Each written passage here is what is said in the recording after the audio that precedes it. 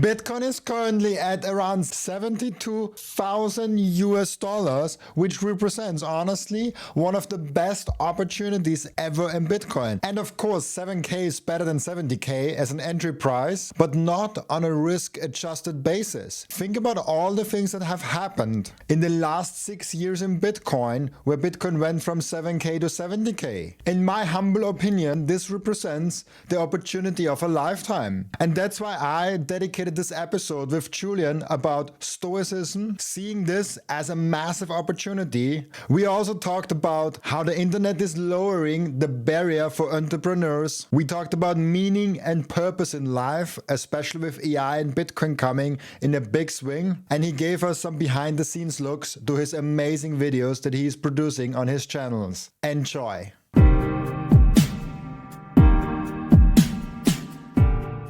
How are you doing in the Bitcoin market? You know, it's always easy to say things in hindsight, like, oh, that was the bottom, or like that was the bear market. But for sure, we're in the middle of like one of these textbook corrections. I think every time you go under 30%, there's a chance that you stay there for like the next year and go down another 30%. Definitely, like, we're in that now by the price standards. But for me, this is my third time at the rodeo. Like, the first time for me was I got in 2016 and I rode it up to, 20K. And then I watched it drop. And for me, I didn't realize the bear market was there until it dropped 60%. It bounced to like 12K and then it just kept going down. And then I was thinking, oh, okay, this is the bear market now, right? But I had to kind of, for me, I had to wait for that first bounce to kind of, I thought, okay, maybe it'll go back up to 20, and it didn't. So at that point, it was just, oh my God, when is this thing going to end? My Bitcoin position now, I could have sold at 20K. I'm running all the net worth situations in my head. Like, oh, I could have done this, I could have done that. So I was a mess that first cycle.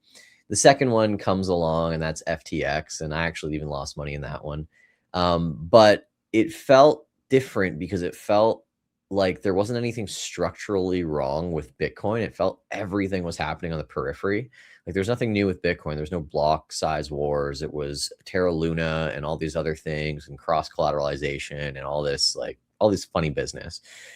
And then this cycle, Michael Seyr was just saying the other day, we were at all-time highs 120 days ago. The sky was the limit for Bitcoin. Public treasuries buying these things up. We have the most friendly regulatory regime. We just got a Federal Reserve chairman who's going to be probably there for 5 to 10 years, who seemingly is a fan of Bitcoin. And we're down 50%, and everyone's like freaking out, and they're latching on to reasons as to why. And as of recording this, the narrative is, oh, there was like a hedge fund that's coming up with paper Bitcoin. But to me, it just seems every cycle I go through, the narrative for why it's down, like there's fewer and fewer really tangible reasons, and people really go grasping at straws. And I think the cope is reaching an all new level now, because you have these really big players involved that took very big positions at the top, that raised a lot of debt to buy Bitcoin at the top. And instead of individuals being very leveraged, now you have a bunch of companies with shareholders, and they're paying the price for it. And, it's kind of interesting, because I think Bitcoin has been this asset that typically retail has front run, and now corporations are in it. And there's this sentiment that, oh, it's kind of like lost its luster now that corporations are into it. But it's a massive opportunity, because their leverage is now allowing people to buy into a sub 6-figure price that I think a lot of us thought we would never see again. So I'm very excited for the new wave of Bitcoiners that are going to be able to start this year with cost averages lower than MicroStrategy. And I'll just say this, it's like, you can buy today, and if it goes to zero, whatever, right? You'll make it back if you're young. Or you could own the asset that MicroStrategy and tons of other corporations and individuals think is going to go to 10 million a coin, and you can own it for cheaper than they purchased it for. I mean, that sounds like an awesome deal to me. If you told me that and I didn't own any Bitcoin, I'd be like, yeah, that seems like a great bet. That seems like a very asymmetric bet. I'd so much rather buy it right now than 4 months ago. What a gift. So I don't know. I'm stoked. A lot of my audience is seeing it that way. So yeah. I like that, because there's people that loved Bitcoin when it was 126K, and they're the same people that hate on it now, where it's like half the price. And I'm like, yeah, if you like an asset and it goes down in price 50%, especially if there's not a real reason for that, like there's not a real like, oh yeah, there's something. For example, the 2021 there was like a mining ban in China.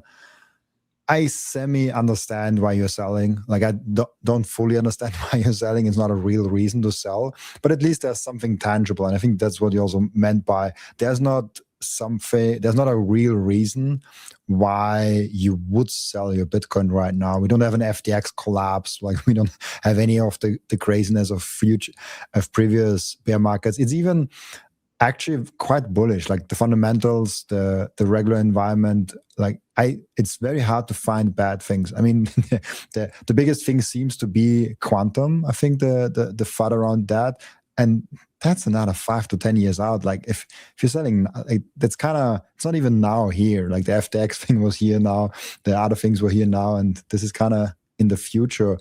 And I don't even think it's a threat, but like it's there's nothing bad going on in Bitcoin right now.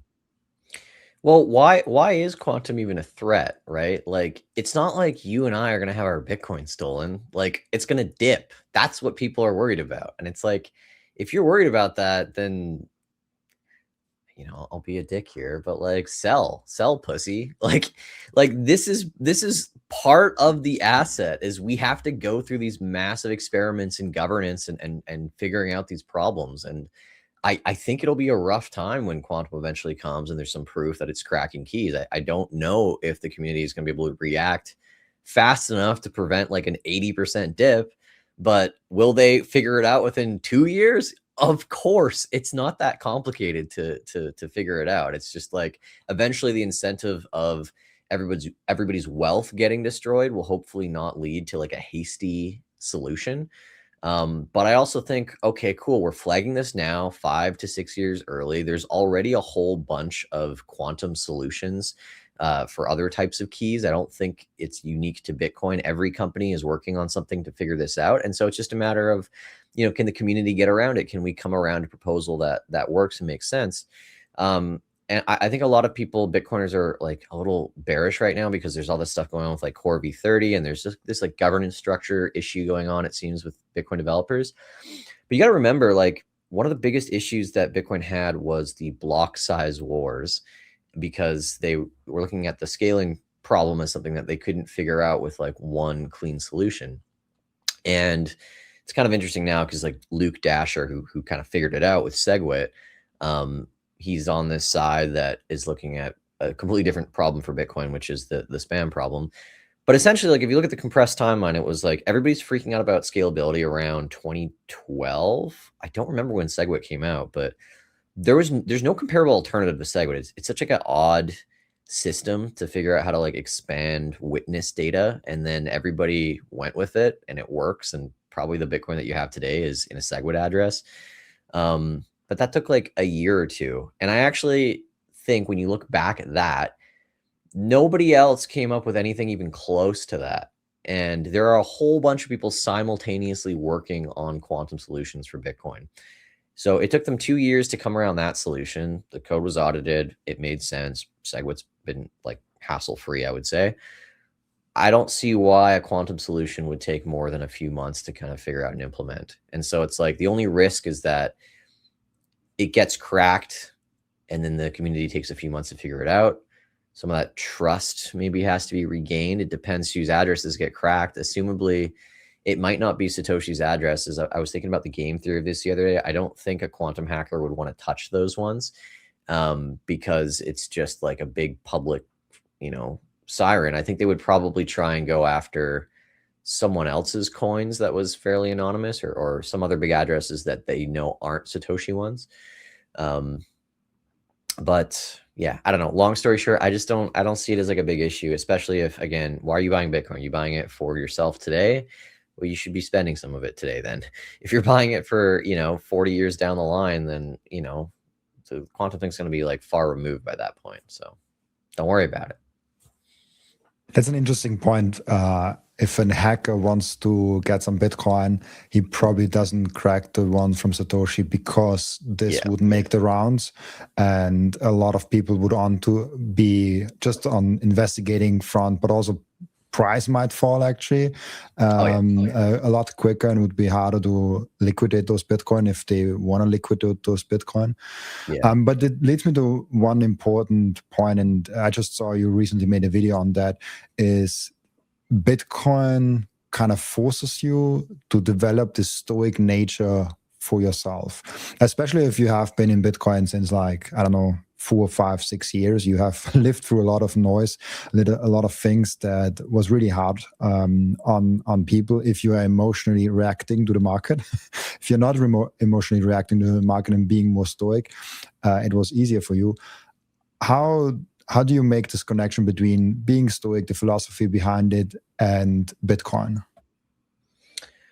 I think the volatility is an opportunity to check yourself is kind of the way that I've looked at it. I think so many people are very emotional about something that they have no control over. That is also like a little bit trivial depending on, you know, what your skill set is and how much of your net worth is in Bitcoin. I suppose if 100% of your wealth was in Bitcoin, um, you'd be a little bit anxious with the price swings because you're you know, that's all your work is in flux constantly, maybe by, you know, 5 or 10% a day. Um, if that was all you were ever going to produce is like your net worth for today, then yeah. But if you look at your actual time horizon, like you're going to produce hopefully a lot more value over the course of your life. The older you get, the more risky it is because you only have a few years remaining. You want to enjoy some of the fruits of your labor. And that's why I say, you know, I don't want to like poop on older people, but like it's definitely like the older you get, the riskier it is to own Bitcoin because you may not be around long enough to really substantially benefit from it versus other assets. But for me, Stoicism is a mindset that I've really gotten into lately because I have done okay with just not looking at the price. But as a content creator as well, you are constantly put up to bat with a metric that you don't control, which is like viewership and audience viewership as well. And so you can do something and put in a ton of effort and it just goes nowhere. And you can self-doubt yourself and question yourself. And yeah, Stoicism is about just really dichotomizing what do you actually control and what is external and what do you not control. And if you just focus almost all your time and energy into what you control as much as you possibly can, usually the outcomes that follow are good, right? You know, whether that's taking care of your body, taking care of like your mind, choosing to spend your time to read or to work out or to take care of people around you, like all these things have tangible, predictable outcomes versus spending any amount of time on something that you don't control where, you know, there probably isn't a great outcome. Like consumption of like social media is something that I would say negatively impacts us a lot of the time because it's a whole bunch of things that we don't have control over, news, events, and all this stuff. Unless you are a news commentator and your job is to have like a keen eye for the world and report it to someone else, like why do we need to care? Like why do we need to care about what is happening in Iran or Israel and all that stuff? Unless it is your job to inform other people or to use that information to create wealth or something for yourself, it's useless.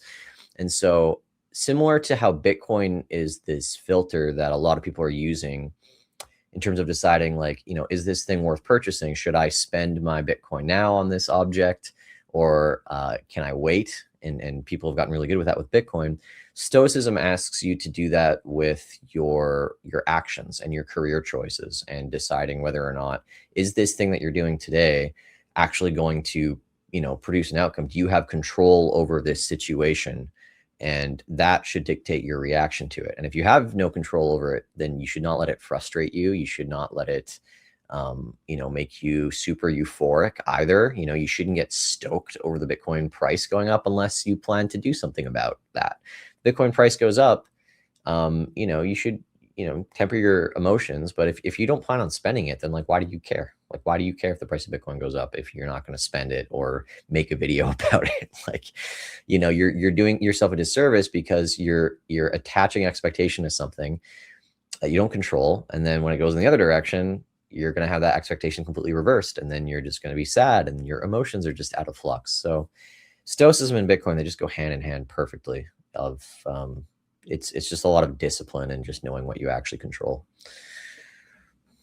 A random question: are you yourself Gen Z or already millennial? I don't know. I got the broccoli cut, letting the curls out. No, I'm not Gen Z. I am a little bit too old. I'm a couple of years off, but I like what I'm seeing.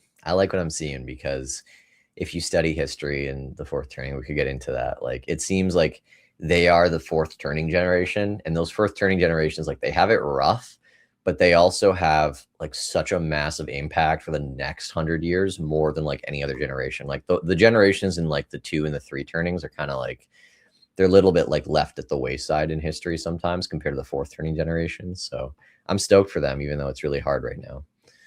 I was wondering because a lot of your videos, or some of them are focused on the Gen Z. And when you were first like answering the question, you were also saying like it's riskier for older people than for younger.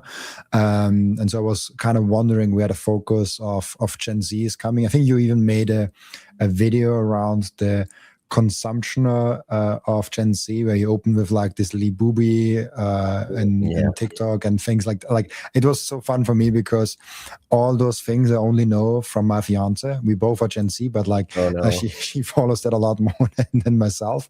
And I was like, oh, I all know those things because of one person in my life. I know. I don't want to be the guy that introduces us to little boo-boos. See, that's like anti-stoicism. Like, now I feel bad because I'm giving people much of useless info. But now you know what a little boo-boo is. Do you know what Dubai chocolate is too? Yes, I ate Dubai chocolate because it's not that good. It's so overrated.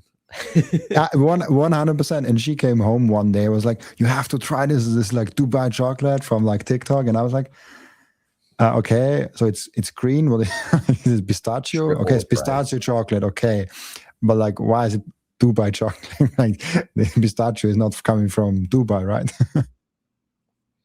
I don't know, but the question I wanted to ask you with that is, why Gen Z, and also how does this turn into this the fourth turning that you kind of teased there? So my thesis on this is evolving, but there's a whole bunch of interesting things about this generation coming up. And, you could argue that, it's not, as soon as you're above age 28, like, you're not a part of this. Like, I don't agree with that. But generally the age range of, like, let's just say 18 or 16-year-olds to 30-year-olds right now, maybe 31, just like a rough range. All these people were passed down knowledge from older generations, and it's all defunct. I was thinking about this the other day. If you went to, let's just say you graduated high school in 2021, 2022, and you're like, I want to get a computer science degree. You started your degree and there was no such thing as vibe coding. And now there is. Like, imagine how kind of cooked you are if you didn't learn those tools. And guess what? There's no chance that your university was teaching you about prompting when you started your degree in 21. Like, they have not updated their curriculums with any of this stuff. And so there's a whole bunch of students and young people that I think are seeing this, like, how woefully behind all these computer science and engineering degrees are. And they're seeing all these people that are learning it on their own through YouTube or, smaller community colleges. And there's just a whole bunch of stats that, like, the new generations, like, they're just dropping out of the college path, and they're saying, hey, if I really care about this thing, like, I'll just learn it on my own. Everybody around me seems to be doing it as well, which is really motivating. But Gen Z has a couple cool things going in their favor. And I talk about it in a video that's coming out. But one of them is that there's no stats, unfortunately, so I can't compare it to the silent generation. But the silent generation, I would say, was like the last similar looking generation to Gen Z. What happened with the silent generation? Well, they had the Great Depression. They had 25% unemployment. Kind of feels like maybe we're heading there with the AI stuff, right? So there's a lot of like angst with all that. They had some major social, reforms around that time as well. Like, they had the Great New Deal, and this is from an American lens, but I'm sure it kind of passes a little bit to Europe and other places too. They had massive social reforms around then. FDR, Social Security was created, agree or disagree, but these are like massive fundamental changes that are still in America today. And they were all said to be temporary programs at the time. They've lasted 100 years. So these things came about that fundamentally altered society and the rules of the playbook. And then they had this massive World War II pop up. They're all like, they get off the back of this massive depression and this collapse. And then they're all drafted to go to war in like one of the most horrific wars of all time.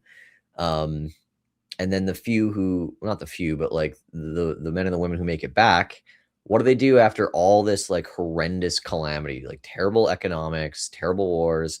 They come home and their senator thinks that they're like a commie, right? And then their, McCarthyism happens. All this crazy stuff happens to them. And yet they all bang like rabbits. And that's how the baby boomer generation started, right? Like they were still optimistic about the future. And the proof of that was all the children that they were having. And there were some things that worked out for them economically by the end of the World War II, if you were in the United States, which was good. But I see like similar parallels with Gen Z right now, where I don't know, hopefully we don't have like a massive war, but we have this like tidal wave of, I think, unemployment coming in a lot of white collar jobs and a lot of jobs that people are going to school for right now that will just not exist by the time that they graduate. And so the kids who haven't decided to go to school yet or are still thinking about it, they have two choices. And their choices are either go to school and do a profession like everyone told me, from Gen X to millennials, rack up a whole bunch of student debt that, by the way, you can't declare bankruptcy on in the United States because you can't do that with student loans. So that's actually kind of risky now. Going to school for a degree, for a job that might not exist, and then I get a bunch of debt that I can't pay off because the job I trained for doesn't exist. Or I could take the traditional risky route, which is just start a business, which actually now looks less risky, right? Why does it look less risky? It's like, well, you can write off your debt if you start a business, declare bankruptcy and start from scratch. I mean, you study enough entrepreneurs, that like they all had like 1 billion failed businesses. So it's like, you just got to get over the failure part. But now it's like super, super easy to start a business. You can have like 1-click corporate registration. You can have an army of AI employees. If you just take, Nick Saryev's, my friend Nick Saryev's, AI courses, and now you can run Claudebot employees. Like, it's never been easier to start a business in that sense. You're going to have more competition now, but there's so many, the cost barrier has been dramatically lowered, and AI really is like an anti-monopolizing force at the end too, because a lot of these corporations move a lot slower than individuals. Like, these corporations are freaking out. They're talking about AI disruptions and all that stuff. And they have to work with all their vendors. Like, their vendors are going to really try and lock them into their system and say, hey, use Adobe's AI. Don't go to Claude or whatever. Like, we have our own. You guys have been working with us for 10 years. And so a lot of these companies are going to be very, very slow. You as an individual don't have to be slow. You can switch models any like minute if you really wanted to. And all these things are just their employees at like the tips of your fingers, and they're virtually, free. So anyways, long story short, my argument is that Gen Z is in a really good spot to take risks, and that's a very good state for the economy. Now, there's a lot of things that are going to work against them. Depression rate's really high, relationships are not good right now, and all that gets in the way of opportunity and well-being and a clear mental state. And that's why I think it's like very important to maintain that. But in terms of opportunity, it's like the best time to be alive right now. I think the next 10-year window, you're going to see a whole bunch of, I don't know if like, we'll see some like innovative businesses pop up, but I think you're going to see a whole bunch of like really just simple cottage industries that would probably not be able to exist a few years ago. Like, people will be starting new fashion brands, and people will be starting new food lines, and a ton of people are going to get into content creation. And it's just going to be easier than it was 10 to 20 years ago to do any of those things. And it's going to be amazing. And I think people's tastes are catching up to it too, where they don't want to buy something from like a massive corporation. So I'm rambling on here, but the big picture I hope that people take away from this is that Gen Z is in a really good situation to follow their passions and to really execute on them. And now it's just a matter of like discipline and surrounding yourself with like a good community that allows you to do that. and inspires you to do that. But I'm super bullish on them. And then, you know, when you do make your bag as Gen Z, now you have an asset that you can't get debased as well, that you can store your time and energy into, and you can use it to also get a whole bunch of new customers. And it's gonna be good. It's gonna be good. That's all. The most effective way to buy Bitcoin is to DCA, dollar cost average, or ECA, euro cost average, into your Bitcoin position long term with the Relai app. It's the consistency of buying every day, every week, every month that compounds and really builds the position that you want to have in Bitcoin. And for that, I'm using Relai. Relai is Bitcoin only. They do not do any shit coins. They do not do any cryptos, any stocks, or anything else. This is a tool, an app, the biggest one in Europe, that is fully focused only and solely on Bitcoin. Relai is also self-custodial. So from the first second onwards, where you buy the Bitcoin on Relai, they are in your self-custodial control. They never have the keys to your Bitcoin. No freezing of your assets, no counterparty risk, no rug pulling whatsoever. And honestly, it's the simplest app that I've ever used in the whole Bitcoin ecosystem. Super easy to set up and super easy to buy your Bitcoin consistently. So set up your DCA and use code Robin to save fees and get cheaper Bitcoin. I want to tell you about something very special to me. It's called Microseed. If you hold your Bitcoin in self-custody, and you should, you know how critical it is to secure your seed phrase. You should not have them on paper. You should not have them on anything else than titanium. With Microseed, you can engrave your 12 or 24 word seed phrase, the entire seed phrase, onto a 1-inch small washer. Yes, just one washer. All 24 words on that one washer. You can hide that thing everywhere. And even better, you don't need to buy a new kit every time you have to get a new wallet. You can make unlimited backups because Microseed is not selling the washer. Microseed is selling the device that stamps the washer. So you get the full kit with the device, with the washers, with the hammer, with everything you need to get started today. And you can make with that unlimited amount of backups. Go now to microseed.io. Finally, we have BTC Prague back in 2026. And this year, I'm not only speaking on a panel, but I'm actually going to present an interesting new angle, a perspective, a Bitcoin thesis at BTC Prague this year for the first time ever. I've never done that on any other conference, so this will be a fun one. If you listen to this show on a regular basis, I would love to meet you in Prague this year. It's very high signal, no noise, and Prague is just a freaking amazing city with awesome drinks and a lot of good food. Use code Robin to get 10% off, and if you buy with Bitcoin, you get an additional 5% off your ticket price. I'll see you there in Prague. I love that. And I have two voices now in my head. One saying like, I 100% see that. I see a lot of my friends, a lot of my environment trying to get out of their job, trying to do their own businesses or already doing their own businesses. And people want to less work for big corporations. They want to more work for either startups or themselves or doing freelancing or starting their own business, something along those lines where they either work just for themselves, for a small group, or like for a small startup, not for these huge corporations that I definitely see already in my friend circle also. But then I also, and you talked about that in your video also, is this luxury poverty thing where we buy so many useless things that have no meaning whatsoever. And I don't know if this like just relates to every generation to a certain degree, that we always overconsume, especially with the fiat money. I just feel like it's a lot also in my generation. And of course, there's like, not everyone will be an entrepreneur, not everyone will be building the new renaissance and all of that. So I get like every generation has their winners and losers, or losers is a hard word, but the production people and the consuming people. How do you look also at that side of Gen Z, kind of like the negative side of Gen Z, or is that in every generation anyways the case? Yeah, I think there is like a big purpose crisis right now.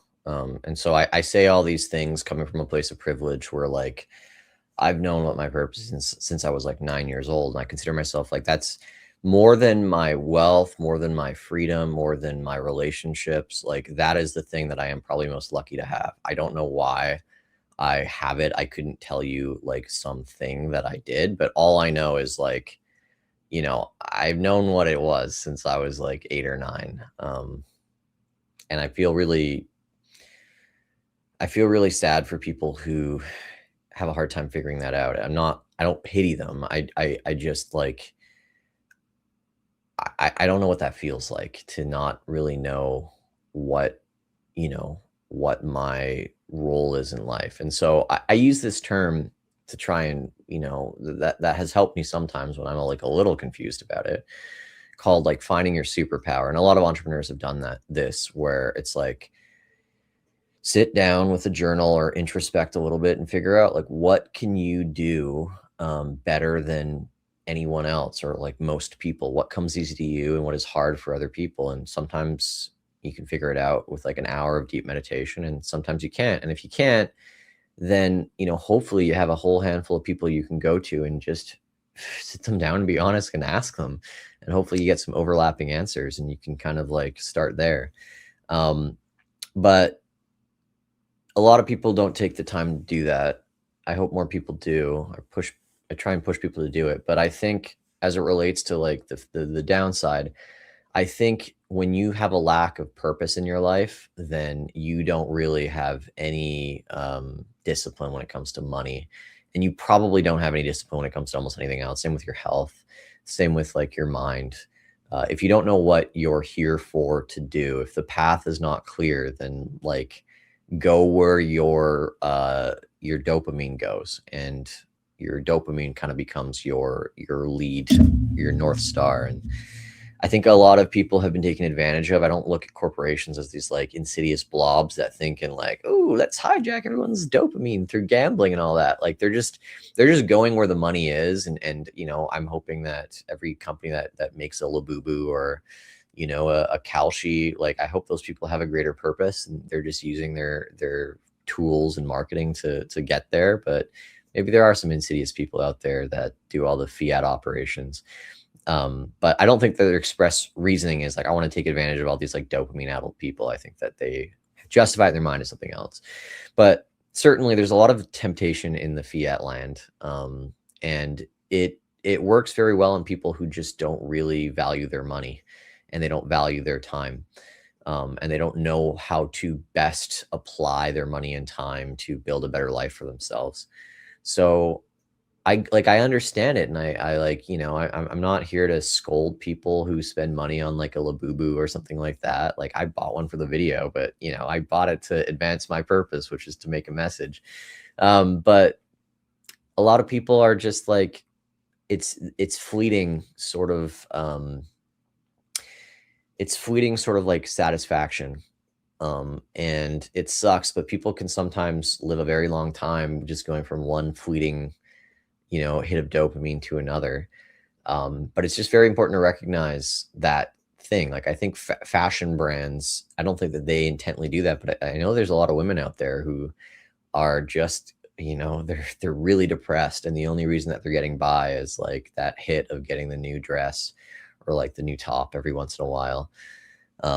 And that's unfortunate. Like a lot of shopping addicts fall into that category. And it's the same thing with like the, you know, the Pokemon card people. Like there's some people that do it because it is like a hustle for them, but there's a lot of people who do it to get that, like that fleeting sensation of ripping a pack, to paper over not really having like a long-term goal with the money that they're spending on that stuff. And there's a lot of people who also say, hey, I'm never going to afford a house. Like, you know, don't guilt me. I want to have my dopamine hits, right? Like, but it's if you do the math, it's kind of ridiculous. I mean, we as Bitcoiners know it's like it's easy to say all this stuff in hindsight, but now it's like very public that you should probably own some Bitcoin. So if it goes to $10 million, I don't really have a lot of empathy for the people who kind of ignored it in 2026. Like it was easy to be like, well, it's so hard to buy it in 2012. Like I was like 8 years old, but now it's just like, if I see a bunch of 40-year-olds in 2050 when the price of Bitcoin's like 10 million, and I was popping off videos back in like the 2020s and they didn't even buy like 10 bucks worth, I'm going to be like, come on guys. But yeah, there's a lot of temptation out there. There are people that take advantage of it. The fiat system also leads us to devalue our time a little bit. And I think the fiat system can lead us to that sense of purposelessness. But I don't like this idea that we're all just victims to the fiat system either. I think that Bitcoiners are very much not victims. We saw the broken system and we decided to do something about it. And we're putting all our time and energy into this better system. And so you always have a choice. You always have a choice and you have agency. Yeah, I'll just leave it at that.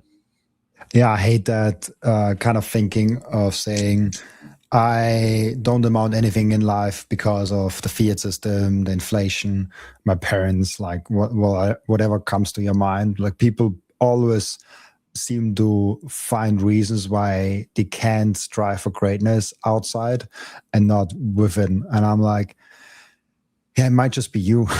Like it sounds hard, but like if you're not where you are, it's either time or you. Like either give it more time and you're already on the right path, because some things just take more time than other things. Mm-hmm. If you want to be like, as we are both YouTubers, if you want to be having a channel with like 1 million subscribers, you might already be on the right path. It just like takes a lot of time. So like just be patient. Or you are stuck at 200 subscribers since 10 years. It might just be you. It might not just, YouTube didn't ban you. Like you're not shadow banned. Maybe your videos just suck.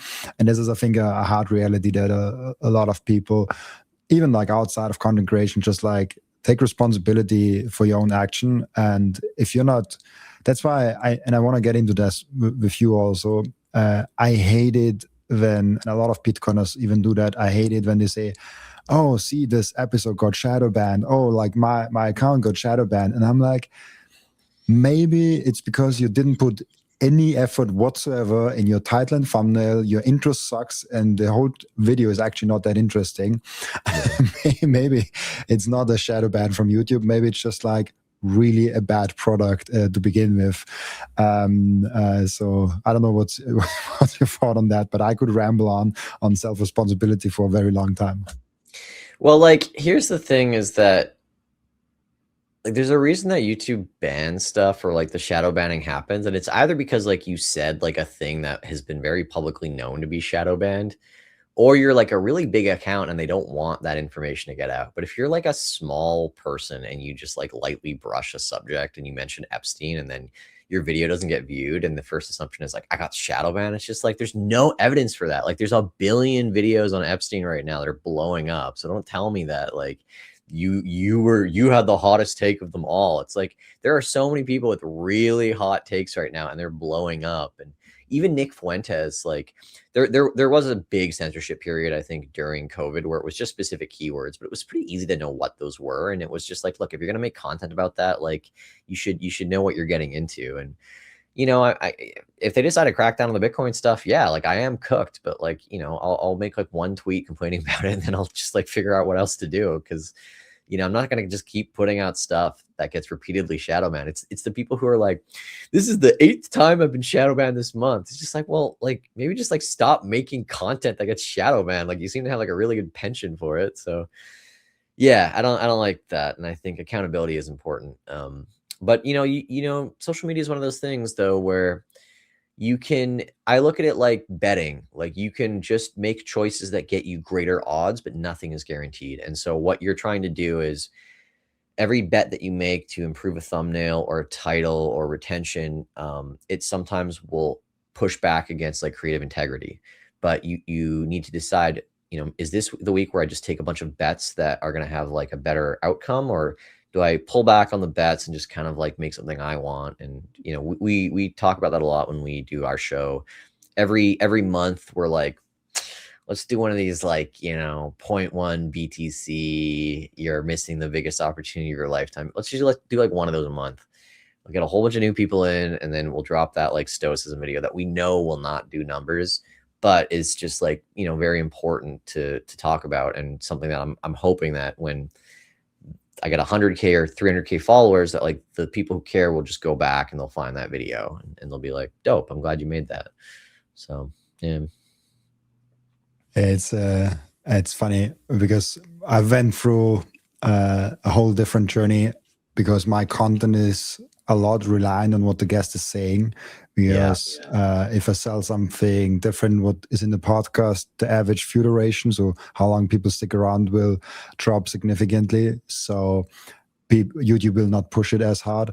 And if it's not as interesting what's being said, you cannot really false advertise it. The people always talk about clickbait, and in my opinion, real clickbait, so saying something in the title and thumbnail and just not delivering in the video at all, just doesn't work. At least I haven't, like in my cases, it never works. You have to, the title and the thumbnail maybe have to be extreme, or like have to like find something like really interesting, which is maybe, if the thumbnail says like it's 110% interesting, it should be at least like 90% interesting in the actual video, something like that. So you have to kind of deliver on it. And so I forgot where I was going with that thought, but for me, it's really an interesting journey. Oh yeah, that's what I was going with. Like I'm very much relying on what the guest is saying and where the guest is going. And so the easiest way for me to see what is interesting and what is not interesting is just putting out a lot of things. And I over the years saw, okay, those kind of things are working and those kind of things are not working. Like these are like the topics that really work, because I was just forced from a lot of guests to put out a lot of different, like I put so many different kind of videos around Bitcoin already on there. And there's like very specific categories that like always perform. And that's why people are kind of always leaving comments like, not again, this like 0.1 Bitcoin stuff. Yeah, but content creators create it because you guys click on it. It's like a weird kind of loop. Yeah, it's like a weird kind of loop there. I don't know if you have thoughts, or like maybe it would actually be interesting because you have a really successful channel. I think you have put out 14 videos, if I remember correctly, on the exit manual. Oh no, I think we're up to like 30 now. Oh, 30. Oh no, gosh. 28. We're at 28 right now. Yeah. And so, and they have been like doing really good. You have around 40K subscribers, something like that? Yeah, getting close. I think around 38 and a half. Yeah. And so, tell me about a little bit of your like story with content creation, how you ended up at this specific format, because I think you have been experimenting a lot with different formats beforehand, and probably still are. And how are kind of your videos coming together now?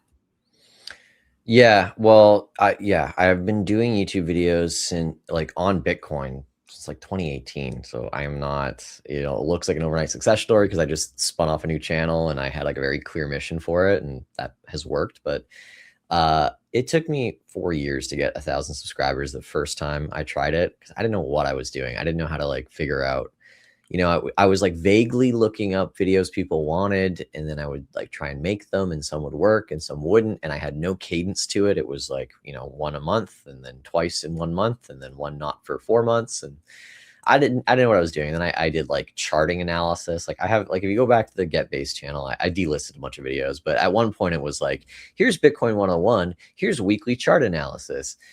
Here's a new show that I came up with that I did 8 episodes on. And here's documentaries now. And then here's Adam's show. And it was like, the way to look at YouTube channels is like a TV show. Like you wouldn't start Breaking Bad and then just like drop an episode of Survivor as like episode 7, right? Like what? Like, no, I came to watch Walter and Jesse cook meth and like continue that story.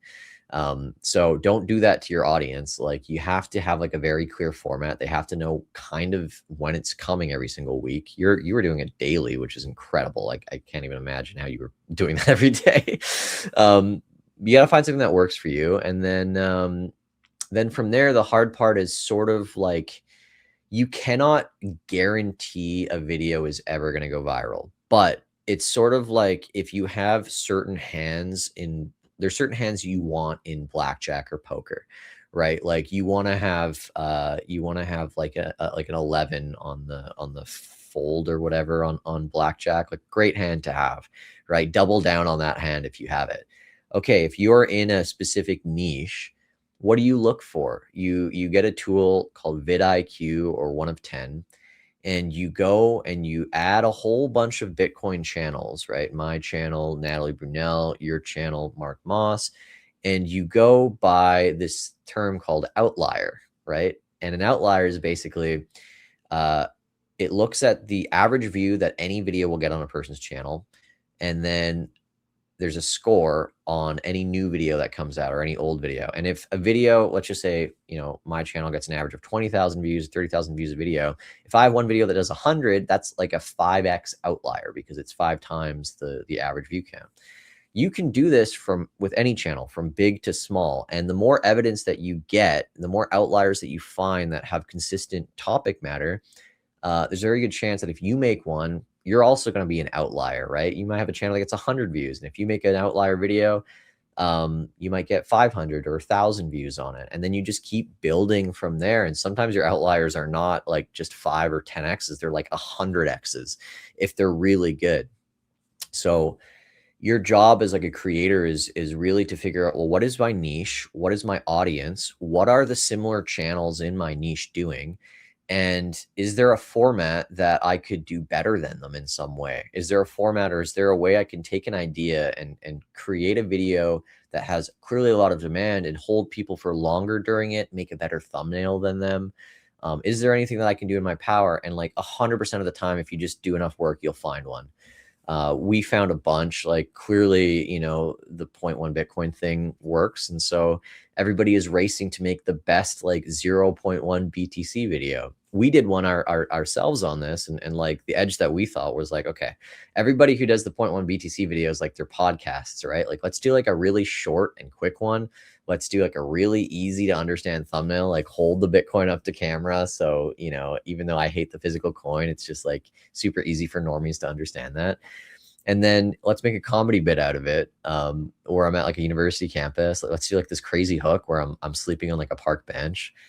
And that I think now is like one of the highest performing like 0.1 BTC videos. And we were like 90% confident it was going to be one of those easy ones that was going to do it. And it's still getting views to this day. And it's sort of like, it's just like poker or blackjack. Like you bet on the hands that are like very clear. And that one was like a very clear one. And I could make a whole channel. I could just make like a billion 0.1 BTC videos, but our hope is that we never get forced into ideas just because they get views. So we're always trying for like different outliers. And there's an incredible amount of research depending on your niche that goes on. But let's like circle back really quick. I decided to go with this format where I got to just script everything because it gave me the maximum amount of control over the title and the thumbnail and the script.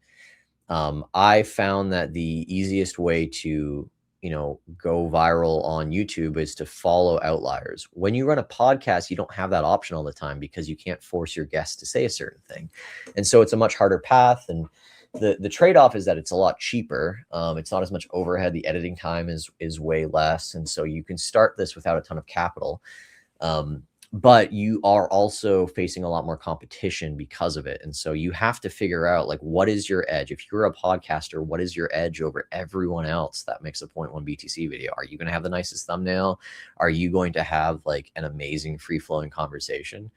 And so I would say 80% of the content creators in the Bitcoin space, like they want to at least try podcasting first. You have to decide, like, do you want to have conversations for the next like 5 to 10 years? Or is this just like a way for you to have a Julian, exit manual show or BTC Isla show? Or do you want to do something else and you're just using this as like a leg to get somewhere? If you really care about conversations and this is something you really want to do long-term, like talk to different guests about macro, Bitcoin, just have these eye-opening conversations, then like, what are the most successful podcasters? Like, what do they all have in common? Like half of them are comedians. Like I don't want to be a dick, but like, you got to be charismatic. You have to be. Oh, my camera's blurring out. There you go. Whoop. You have to be charismatic, I think, to be a successful podcaster. There's only like one exception to this somehow, is like Lex Friedman. I don't know how that guy's famous. Like he's got like the most dull personality, but I have a theory that he's famous because people just put his podcasts on to help him go to sleep. That could be a niche for you too. But I don't know how to do it like that. But okay, all the biggest podcasters, they're all funny. Like they keep you engaged. They have like really eccentric ways of how they view the world. They're able to like tell these tangential stories. And it's not just like, here's a question to my guest. They're not always just like 100% leaning on the guest. Like you're in it for the host, and you have to build that for yourself as a podcaster. If you are only relying on your guests, then I think you're cooked over the long run, because eventually like I can just get an AI to be my host and interview my Jeff Booths and all that. Like I don't think you can compete. You have to build a personality and a brand for yourself that's kind of interesting. And again, it's like back to that superpower conversation. Like, what is your superpower? Are you a funny person? Do you have insightful questions? One of my favorite, I wouldn't call it a podcast, but interviewers, is this guy, the guy who hosts the show Hot Ones? Yeah, I've seen it, where I have never actually watched it, but I've seen a bunch of clips where people just like eat the hot wings, and like I've seen it so often, but I've never really watched more than like I think a minute. Okay, so the host does this really funny thing where every single time someone comes on the show, he'll like pull out. He like goes to this person's like Instagram or socials, or he'll like figure out their elementary school and then bring up like a random fact and then like ask a question about it. It's just like, your 5th grade teacher, Miss Robin, once said that you were a real, and then like the guests are like, what? Like how did you get this information? And it's like, that is why people come back to you. It's like that is so original, and it's funny, and it's like such a different pattern interrupty thing to do. And it's like, you might not think that podcasts like give you that much room for creativity, but like, trust me, like you got to dig a little bit deeper. You got to study some of the masters at this stuff, and like find what you can do to make your shows like unforgettable. The best thing, like people really, they don't want to, some people like can sit all day and consume like doomer content, and you can have like a doomer podcast, and that's like fine. I think by and large, like we want to watch stuff and consume stuff that makes us feel good. Doesn't mean that we have to have shallow conversations. We can have very deep conversations that are still like light and enjoyable. But I don't think that there's a lot of podcasters who really make it in the long run, just talking about like the collapse of like the world order, or why, Bitcoin is going to destroy every other asset. Like you got to bring in some constructive optimism towards the future. Like I always say, like trend towards optimism. I know that it looks like fear sells, but you can't compete on fear porn. Like, trust me, someone else will do a better job at scaring people than you. But it's, you can compete on making people laugh because you have your own unique insights and opinions, and you'll find like a demographic of people that find you funny or entertaining or kind of like insightful in that way. So yeah, I don't know. I'm super long-winded today. I just give these long ass answers. Hopefully it's clippable in some way. But yeah, I think podcasters, they have it tough, but I understand why a lot of Bitcoiners do it. They want to have these deep conversations. You just have to find your edge. Just don't ignore that. I think in the beginning, if you want to start a podcast up, like go for these big guests, and hopefully you can get them, start small, get bigger and bigger, but like really think, how do I make this conversation worth it for the person on the other end, but also make sure that like I'm conveying myself to the audience and like building that rapport and trust with them as well. The most important thing for your Bitcoin journey is not buying Bitcoin, but it's how to keep them. And yes, you have maybe the right tools, but how do you actually go ahead and stick it all together so it's the most secure for you personally? Self-custody is a deeply personalized journey, and the Bitcoin way is helping you exactly finding that correct setup for you personally. They are also helping you with security securing your own cybersecurity. And if you want to go one step above all that, you can even get a consultation for a Plan B residency. Go to thebitcoinway.com/Robin and you will get a 30-minute free consultation. I finally and officially mine Bitcoin. This is not just something to stack more Satoshis, but it's most importantly also to support the network. Individual miners are the ones that keep the Bitcoin network decentralized. And by the way, you get KYC free Bitcoin. That's why I use Simple Mining. I get an actual proper Bitcoin miner. They set it up for me. They repair it if it breaks down. And most importantly, they let me choose the pool and even connect my own full node. I'm completely sovereign and I'm completely in control, and I can sign up with Ocean, no account needed. I just give them a Bitcoin address and then there's mining going on. No KYC, nothing. So if you're ready to mine Bitcoin, go to simplemining.io, tell them you come from Robin, and let's mine Bitcoin together. The first thought that I have is the thing that I see, what does it take for someone to be famous? And I was thinking about that actually, is like, what kind of different segments are there of people that are known in the public eye that are famous? There's obviously actors and all of that scene, but on the internet we have different rules on the internet. Do you have to be like super entertaining, which can be funny, but also just like be crazy? I mean, IShowSpeed might be an example of that. I don't find him specifically funny, but he's very engaging and very crazy what he does. And like he's doing so many crazy things all at once, and you just like watch him, and he's like live for a very long time, and he's playing the live stream game, which is a whole different thing.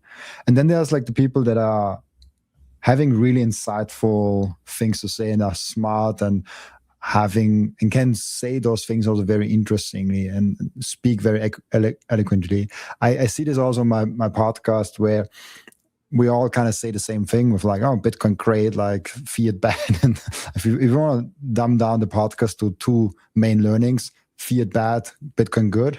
That's kind of almost every episode kind of the theme. But there is podcasts where I have an average view duration of 25 minutes. There are podcasts where I have an average view duration of 8 minutes. It's very different. I'm the same, but like the average view duration is very different. And most of the time it's like very consistent around like the 15 minutes or so.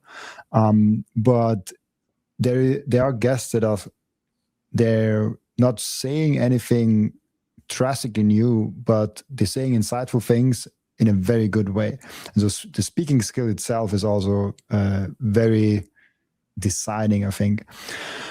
But the main thing I wanted to get at is I try to figure out all the time, like, why are people listening to something like a podcast? What is in them for them? Because I listen to a lot of podcasts myself, and there's sometimes just a guest that I find interesting. Like I find a new guest that I just want to watch, and I binge watch like 10 different podcasts where he was on. But oftentimes I just like to watch a podcast, and I don't really have a reason for that. But then there is this videos where it's very in control. And so I think, I don't know what type of person you have to be for like a podcast, because I myself have a podcast, but I only wanted to speak with interesting Bitcoiners. And when I did that, people started watching, then the sponsors came, and like then I was like, oh shit, I have a whole thing. And then I quit my job and just did that for a while. But it was not my intention. I just wanted to speak with the Bitcoiners. So the conversation itself was for me the goal, and I kind of achieved it. But I don't know. I think most people would be better off, as you said, like scripting things and being more in control, because then you can control the out. Like it's a lot of work trying to create an outlier with the cards that you have to be dealt with, and the cards are sometimes shitty. Mm-hmm. I think there's a lot of things that you can do to like control a conversation. Like the questions you come up with kind of control the conversation and where it goes. I haven't seen your show in a while, but like, do you do like intros like to the guests before you cut into the podcast? Like not like the hooks, but like today we're talking with this person, we go over this. Like, do you do that? It's funny that you mention it. I switched it up this year and I saw that it was working way better. I no longer do the intros of the clips. I speak my own intro, and average view duration went up. I don't know why, like it went up, and I can control like the title and thumbnail a little bit better. I still have to say what kind of was in the conversation, so I'm not lying in the first minute just to get someone in. But that was a huge moment for me where I can control the title and thumbnail better, and it's coherent for the thing, and I don't have to get an editor for this 1 minute, which is also expensive for like a lot of podcasts. Yeah. Yeah, it's a good alternative to doing like the clipping, you know, montage. I think another reason I'm a fan of it, like if I was to podcast, I would probably start doing something like that, is because you can basically, like, one of the most important things for getting views on YouTube is to do this thing called the click confirm. So that as soon as people click the title and the thumbnail, they enter the video and they feel immediately like, oh, this is what I came for. Because most of your viewers, it's like you lose 30% of them in the first 30 seconds or less. And so by having control and talking directly to the audience, you can confirm whatever you've decided your packaging is going to be.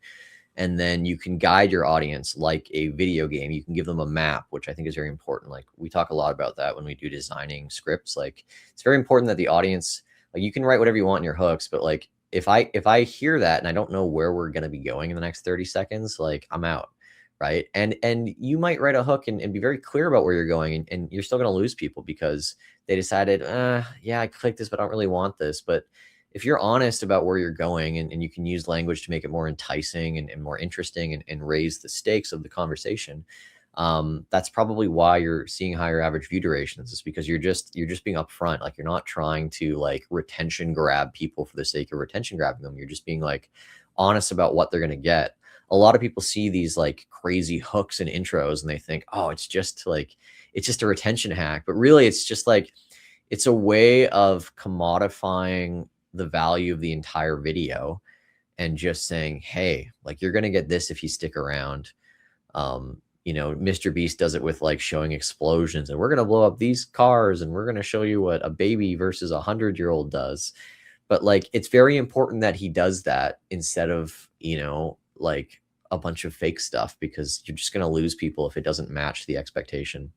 One of the other tips I would have on this is like, it's very good to, it works very well, is like you can set an expectation with your thumbnail and title, but your hook should also give a little extra, right? Like there's nothing more fun than when you go to get, like, you know, the concept of like a baker's dozen, like you get 12 donuts, but you actually get like that 13th one. And that's why you keep coming back to like the same donut place.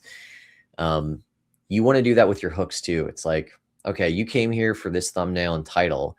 I'm going to give you all that, but I'm also going to give you something extra here if you stick around. Super, super effective for retention. So yeah, as long as you pay it all. Don't bullshit it. Yeah, bullshitting no longer works on the internet. Yeah. Especially now with AI tools, seeing in the video scripts and stuff. I have one more thing. I want to get into personal branding a little bit, because I think in the end of the day, no matter what format you choose, you will get a lot faster success and a lot bigger success if people really like you for you and your own personal brand. So no matter if you have like scripted videos, podcasts, TikToks, like whatever kind of like your format is, you as a personality is the main reason why people keep coming back. They might come first place not to you because of your personal brand, but they keep coming back because of your personal brand. What kind of what do you have as perspective on personal branding, on how to be a more interesting person in the age of 2026 in the internet, with kind of the short term, with just like in the age of 2026? Yeah, I have a mixed opinion on this, because I think a lot of people have this mindset that like if you can't be yourself, if people won't watch you for you, then like you can't be successful. Like you always have to be, you know, very authentic all the time. And like I think authenticity is really important, but it's also very important to like know what people want as well, and kind of like cater to it, and not like give people what they want but in an unexpected way, right? Like, you know, does every single person who runs a pizza shop do like, is that their favorite food? It's like, no. So are they not being authentic to themselves? No. Like they're just doing what they're good at. Like they're very good at making pizza. It's not their favorite. They might not even eat it, right? Like look at Mr. Beast. Like he's Jack now. Like do you think like he's being authentic? No, but like, you know, his chocolate's okay and people seem to like it. Bad example, but the point is like you don't always have to be everything. It doesn't have to be like 100%. Like this is who I am, and people have to take me for what it is. And you'll probably just like shoot yourself in the foot if that's all you think about is how do I be like the truest person to who I am all the time. You have to figure out what people want, and you have to find that cross section of like, well, how can I give it to them, and how can I be myself while I give it to them? It's very obvious to figure out like through the vidIQ and 1 of 10 what people want. And so then when it comes to personal branding, you need to do a bit of self-reflection and figure out like what your skills are. For me, like I'm a theatrical person. I've been told I have like a, you know, an edgy sense of humor, and I have like a weird sense of humor too. And I bring it in, and sometimes it works. And sometimes people call me out for my pulling the Jew card that I'm allowed to pull because I'm 30% Jewish. But you know, I'm gonna offend some people. That's okay. That's part of comedy. And like, I love that. I love the tension of sometimes having people be like, what the hell, man? Like, what did you just say? Like, why did you say that?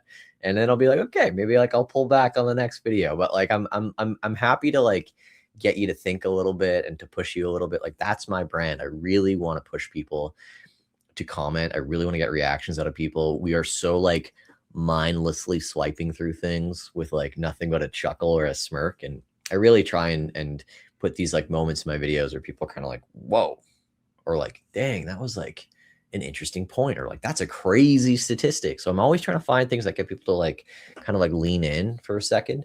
You have control over that when you write your own scripts. In terms of personal branding, I don't know. I have a weird one, right? Like you can't pretend to be like a super successful entrepreneur if you aren't one. Like I'm not a multi-millionaire, but I'm a guy who found Bitcoin and it changed my whole life. And I think I have a life, hopefully, you know, there's quite a few people who would want to have, which isn't like crazy wealth, but like, you know, just being able to like be creative for a living. Like, I think that's super cool. And I don't try and sell like, come be like a crazy guru and retire. Like, no, I don't want to sell retirement to people at all. In fact, I'm probably going to make a video about like the, you know, the retire on Bitcoin thing. Everybody's doing those videos. I'm going to make like a video that baits people in. Then the first thing I'm going to say is like, you don't want to ever retire. And here's why. Because that's my mindset. Like, I'm going to be like Clint Eastwood or Martin Scorsese. I'm going to be doing this crap till I'm like 90. You better get used to it. So be that person, be upfront, be that authentic self, share what your actual values are with people. Like that's where you need to be authentic, is in what your values are. But everything else, like, you know, presentation wise, you have to decide, like, is it super important that I'm like 100% what I like to people? Or is it important that maybe I wear a blue suit every single episode so people recognize me? Like, do I wear this every day when I go out on the street? No, I only wear it when I shoot my episodes. Why? So you can instantly figure out who it is in the thumbnail and click, because hopefully you like the last time I was in a blue suit. It's just like a psychological trigger. That's just like a choice I made. Maybe I'll switch my costume one day, but seems to be working pretty well for me. I've seen a ton of other YouTubers do it, right? Like Mr. Beast keeps his facial hair the same. Ryan Tran keeps his like, you know, crazy hair the same. Like people like consistency. Even though you might want to get a different haircut or a different costume, it's like, well, okay, this one, you let the audience kind of like have it their way. So yeah, building a personal brand is just really about finding those balances. The most important one is like, keep your values, know what your values are. Do not let the audience change your values at all. But then, you know, find that balance between like, how do I express myself authentically versus like, what is an audience going to tune into? I think it's very hard to like pick big ones, but for me, like, I'm a very big advocate of, if you're going to do like a scripted show or something, like you want to have an identifiable image. If someone thinks of you, they should be able to draw a picture of you. I like to think of it like that. And now it's just like, well, exit manual. It's like, okay, you can close your eyes. You can probably like draw like a version of me. It's like scraggly hair, a little bit of a beard, and like the blue suit, like instantly recognizable. Walter White, buzz cut, glasses, the beard, and the yellow thing. Like, you want people to be able to have an image of you in their head. I Show Speed. It's like it's the hair and like a soccer jersey. Like, every single person that has blown up has like one pretty concise image of them. It might change over like 3 or 5 or 10 years, like Justin Bieber's ever changing, but he has his like era. It was like the side swept hair for a while. Like, everybody could like spot him like a mile away. And I think from my perspective, like, that's super important for like a brand image. But yeah, from there, we could have a long conversation about this. There's like a whole bunch of other elements that like you can kind of debate on that front. Yeah, I've been growing up where it was very, very trendy to have the Justin Bieber thing in school, and like almost everyone had it. Me too. So was I think as an adult maybe an annoying area. But I have one more personal brand thing that I want to get into before we close this episode. My personal brand strategy is very simple. And I think I've never said that out loud actually on the show, is I try to have an interesting life and B, interesting thoughts. So this means I have to study, I have to do interesting things, and then just show that. And that's kind of the simplest strategy that I can come up with. And I use my podcast to document not only the people I know, but also just like my journey from there, because it's a very like I couldn't script, like I could try it, but I'm not that good with scripting and all. Like, you have to do a lot of work for your videos. I think people don't realize how much work it takes you to bring those like 12-minute video out. Like that there's a lot of work that goes into that. It's funny because you told me before, I think like 9 hours of shooting for like one video. Yeah, like if I release a 1.5 hour podcast, I usually shoot about 1.5 hours. So that's usually I cut out here and there a little bit, but then I also cut in ads. So it's like usually like tracks pretty similarly. And so I wanted to get this one more thing, because my strategy might be very simple, might be good, might be not good.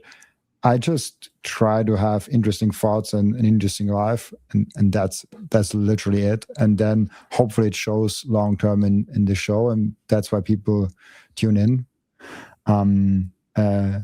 Yeah, that's literally my strategy. Yeah, it's good to like pressure test it, right? Like, what do you mean by interesting thoughts?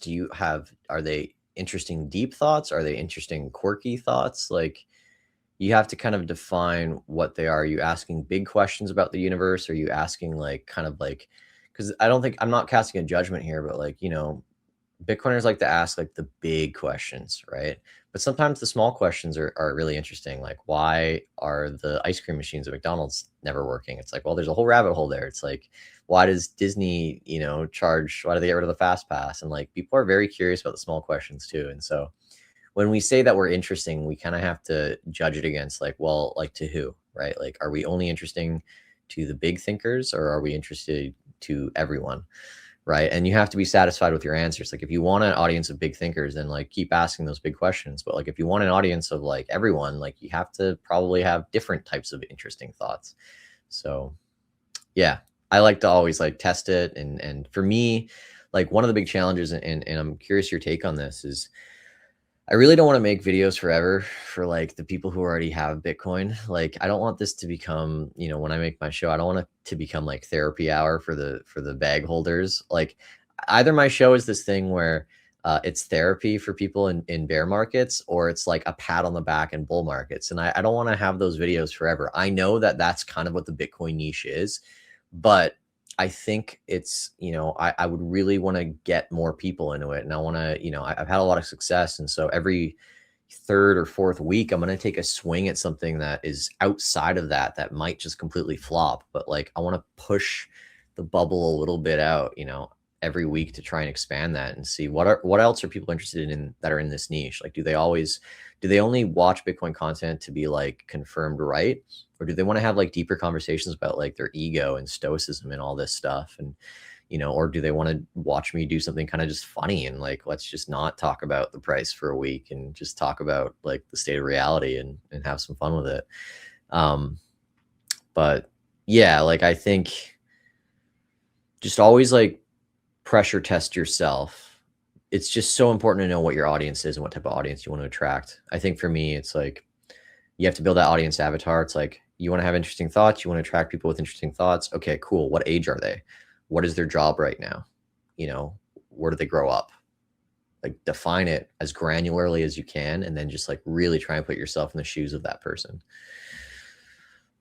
I'm not doing that at all. You got to do that. Yeah, 100%. You got to build your avatar. I mean, you have the data, right? So you can see already. And then the question from there is like, do you want to dominate that avatar, or do you want to like kind of go for a newer one? For me, like, we have the data on this show. I probably have like the youngest demographic in the Bitcoin niche. And that was like a very intentional choice. I was like, okay, if I make any Bitcoin content, like, millennials are going to watch it. That's fine. We all own it. Gen Z is like a little bit sidelined. They're a little bit distracted with like altcoins and all that stuff. But, I'm going to push my content a little bit younger. I'll talk about their issues. I'll bring like pop culture references that like, some of us might not understand.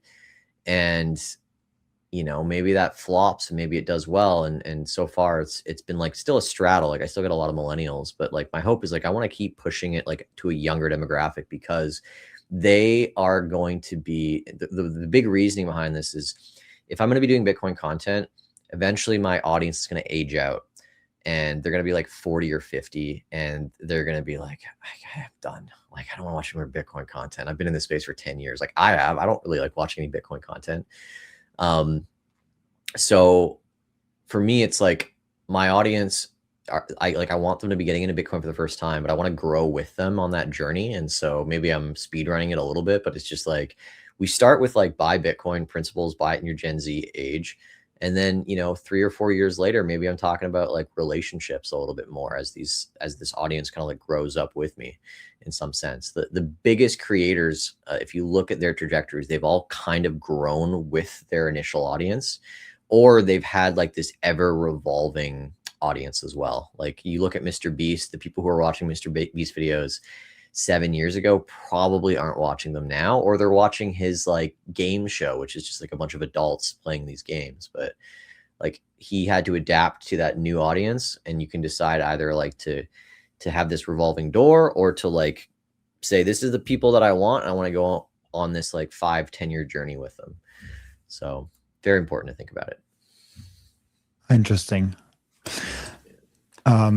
There's a lot more I want to get into with you, but I think we already kind of at the end of the podcast.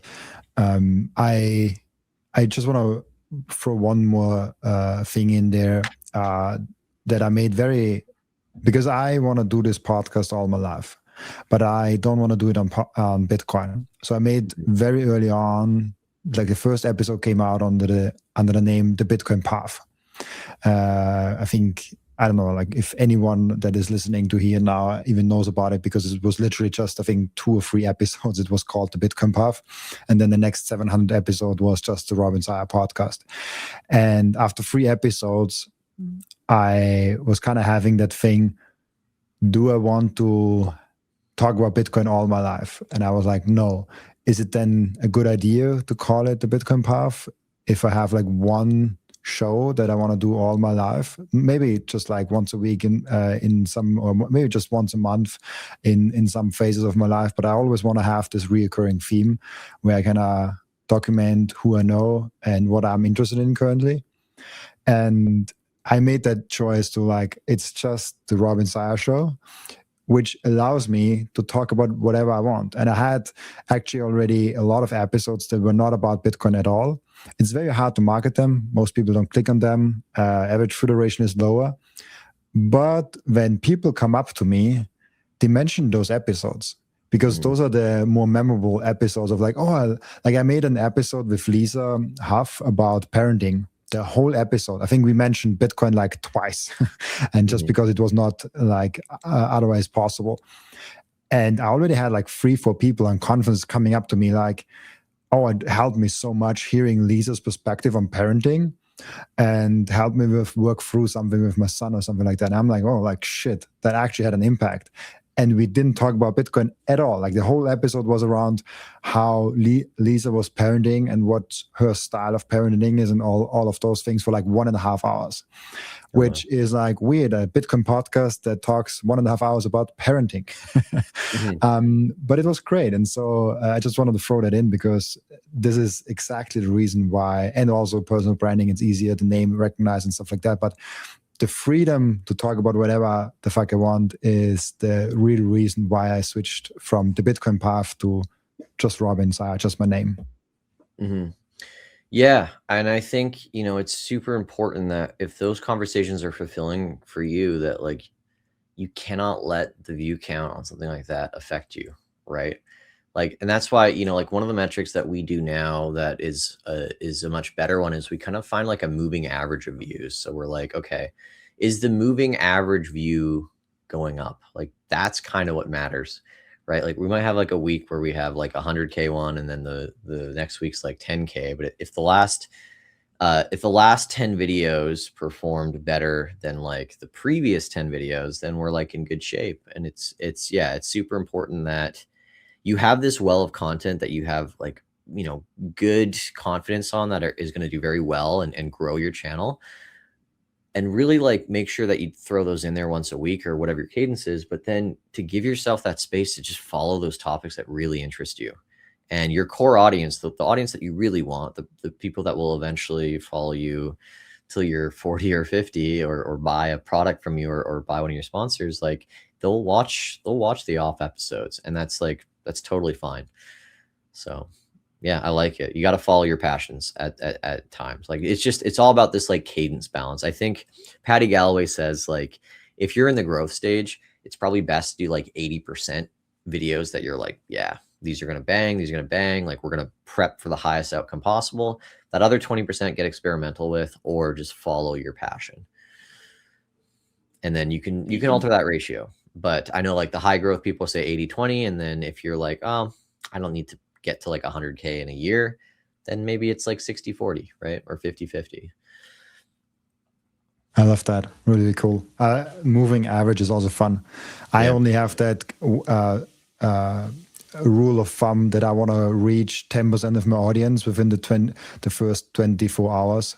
So 10% of my subscriber count in the first 24 hours, which if I hit that, I'm like super stoked. I'm like, oh shit, like if I have 20,000 subscribers and I have 2,000 views in the first 24 hours, like that's a great video for me in my book. And sometimes we hit it way more, sometimes a little lower. But I don't know, the view count slowly doesn't affect me as much as it did in the beginning. I guess the same journey was true for me with the Bitcoin price. And you're free. Exactly. It's the same thing. We have an end routine, as you might remember from the last episode we did, where the previous guest is asking a question for the next guest without knowing who the next guest actually is.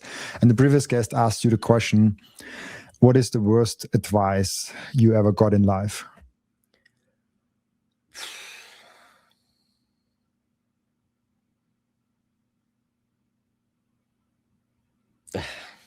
Like I have like a silly answer, but then I'm trying to think of like a really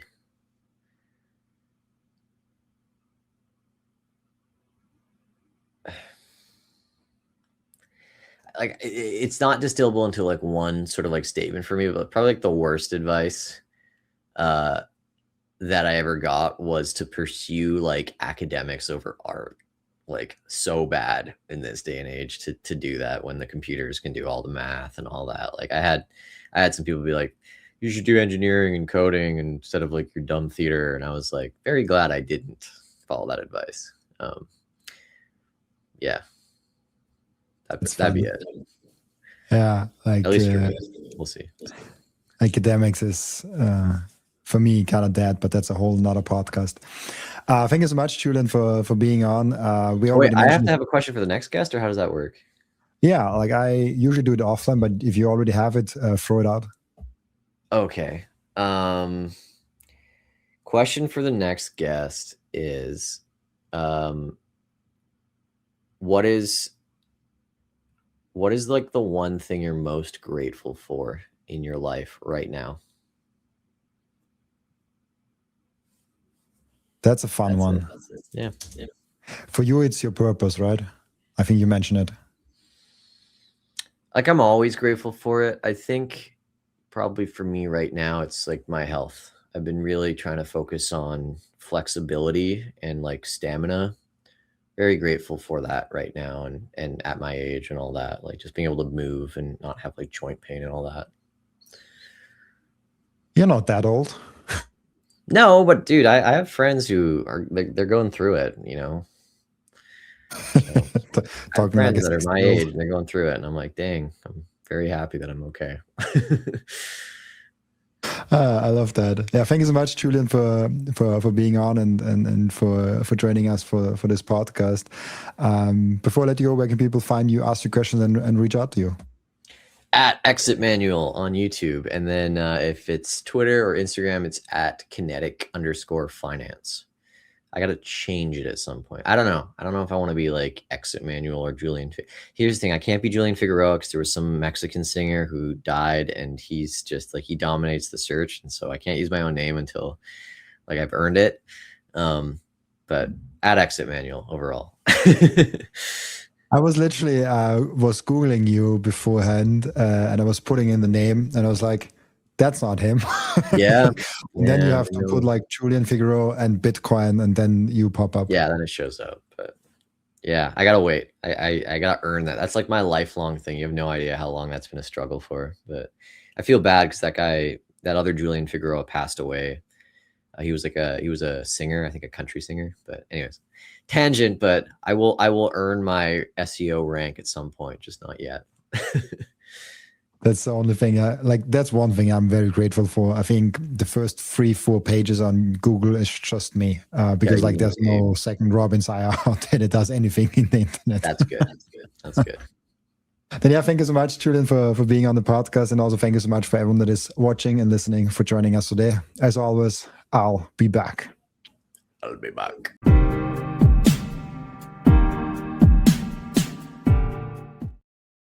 This content is for educational and entertainment purposes only and does not constitute financial advice.